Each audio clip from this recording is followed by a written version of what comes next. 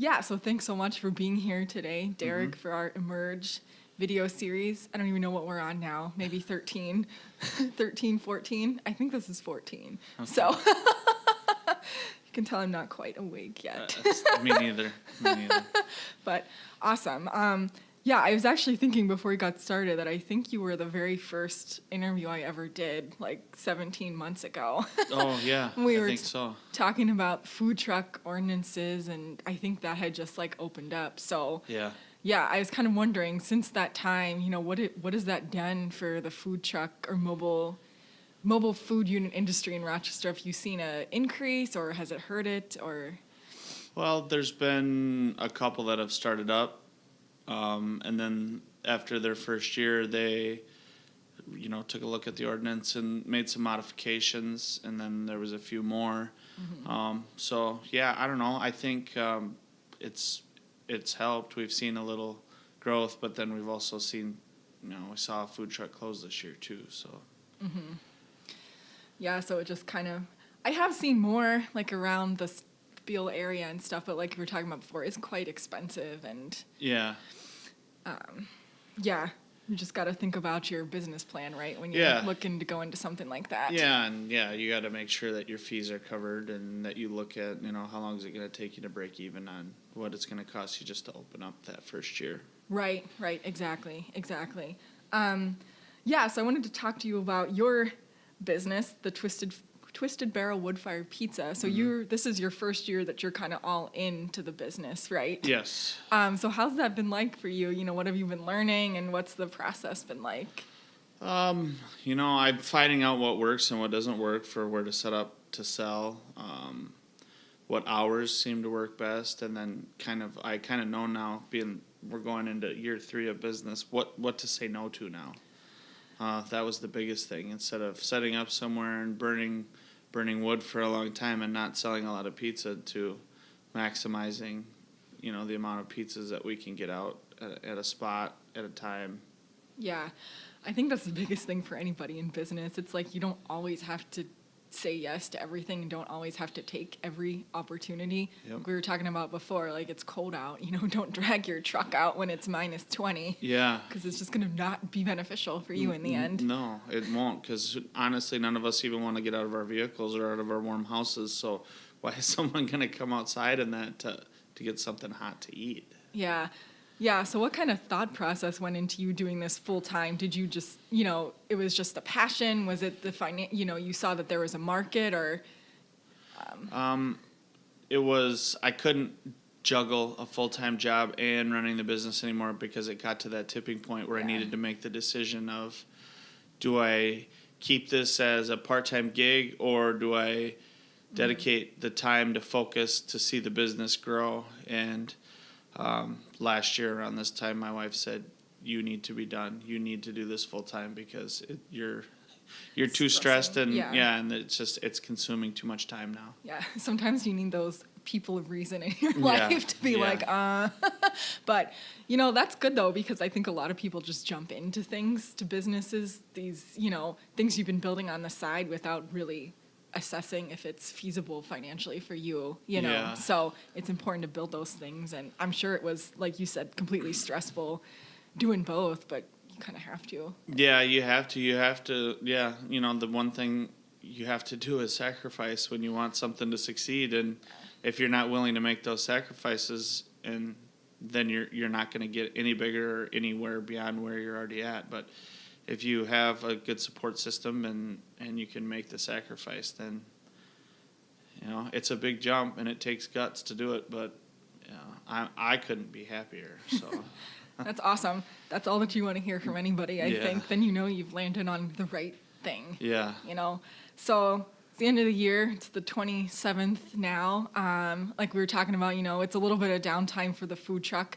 So what do you do during this time to kind of assess, or do you do anything special at the end of the year to look at what happened over the past year and to kind of plan for when things get busy again?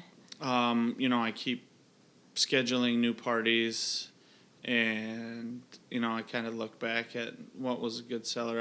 All the analytics from my point of sale system and all that stuff, I kind of just look it over, but mostly I just focus on making sure I have everything scheduled.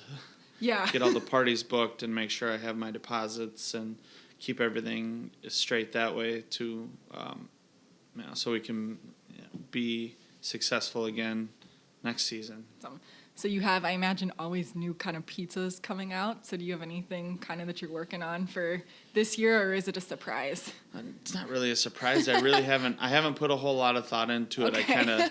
I kind of shut the pizza brain off for a month just to give myself a break, kind of a little sabbatical. But once I get ideas again, or I see something that I think would be interesting, then that's kind of when I start saying, all right, we'll get this pizza going again. And I look back at some of the specials that I ran last year and what worked well and what the people asked for and what the people really enjoyed. So I take that into consideration again too on what we're going to bring back and what we're going to, cycle through on specials for the weeks.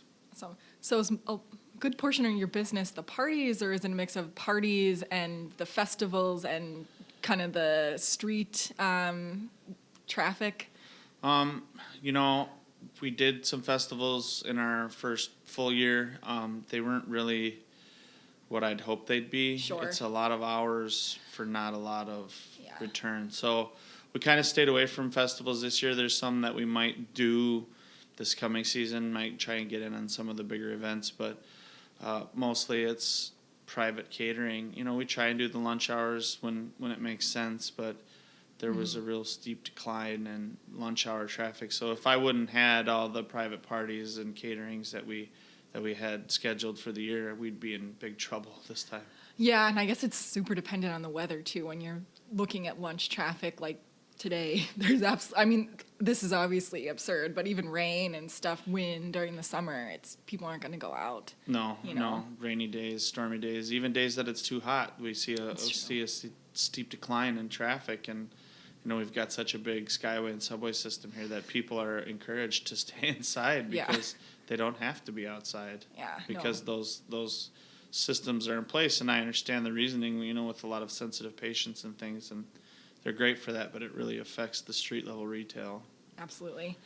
Yeah, so my final question for you. So it's been 3 years, like you were saying, for the food truck, 1 year all in. So is there anything you kind of learned this past year that you'd want to share with other people looking to kind of start a business, or anything that might have been surprising about, being a full-time entrepreneur all in this year on the pizza truck? We kind of touched on it, learning to say no.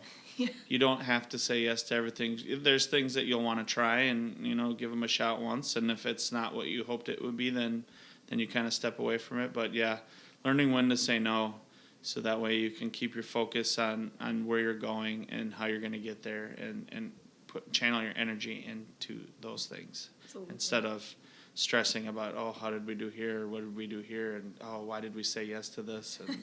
And things like that. I still need to learn that lesson.